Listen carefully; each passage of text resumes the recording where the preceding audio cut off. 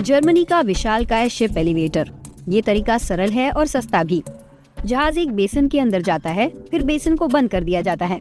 अब 10 मिनट में जहाज को उठाया जाता है, पार्टीशन वॉल को फिर से नीचे किया जाता है और जहाज अपनी यात्रा जारी रख सकते हैं।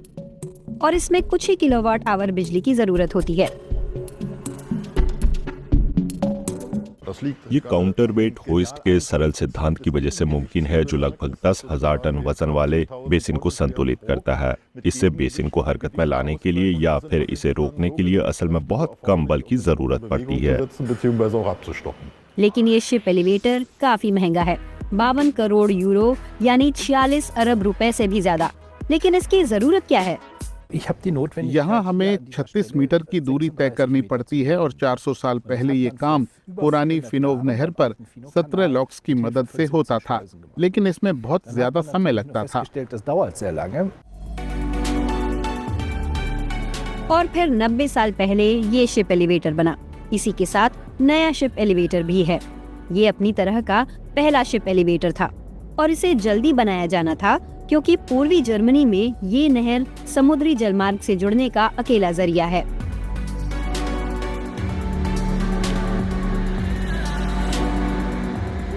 अगर स्थिति विज्ञान, पुर्जों और टिकाऊ होने की बात करें तो कमोबेश इसमें चौगुनी सुरक्षा मिलती है।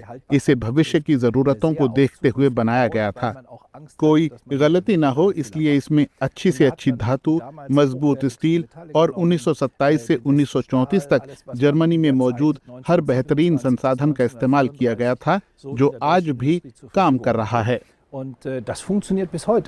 ये दुनिया भर के शिप एलिवेटरों के लिए एक मिसाल है, जैसे चीन के 3 गॉर्जेस बांध पर बना ये एलिवेटर, या फिर स्कॉटलैंड में ये एलिवेटर जो एक स्कूप के आकार में है और यहाँ बहुत सारे टूरिस्ट आते हैं।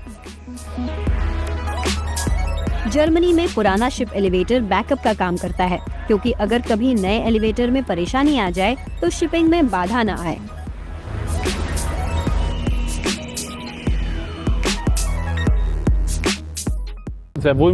आपको समझना होगा कि हमें यहाँ हर सेकंड के 10वें हिस्से में 7,000 सिग्नल मिलते हैं, जिनमें से सभी को देखना होता है और संबंधित सेंसर और मोटरों से उसका तालमेल बिठाना पड़ता है। फिर कभी कभी कोई सिग्नल कहीं खो जाता है।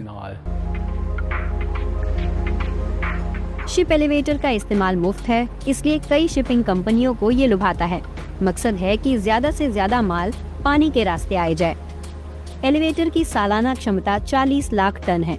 फिर भी मुफ्त होने के बावजूद फिलहाल केवल 10 लाख टन माल ही इसके जरिए ट्रांसपोर्ट हो रहा है।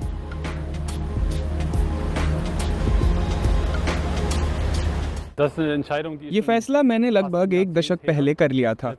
आखिर में उद्देश्य यही है कि सड़क ट्रांसपोर्ट से ज्यादा शिपिंग को इस्तेमाल किया जा सके, लेकिन इंडस्ट्री आज भी सड़क ट्रांसपोर्ट पर ज्यादा निर्भर करती है।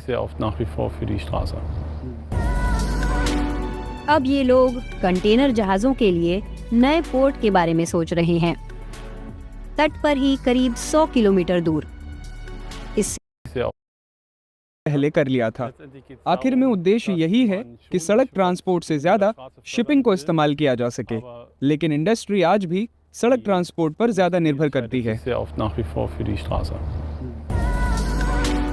अब ये लोग कंटेनर जहाजों के लिए नए पोर्ट के बारे में सोच रहे हैं, तट पर ही करीब 100 किलोमीटर दूर।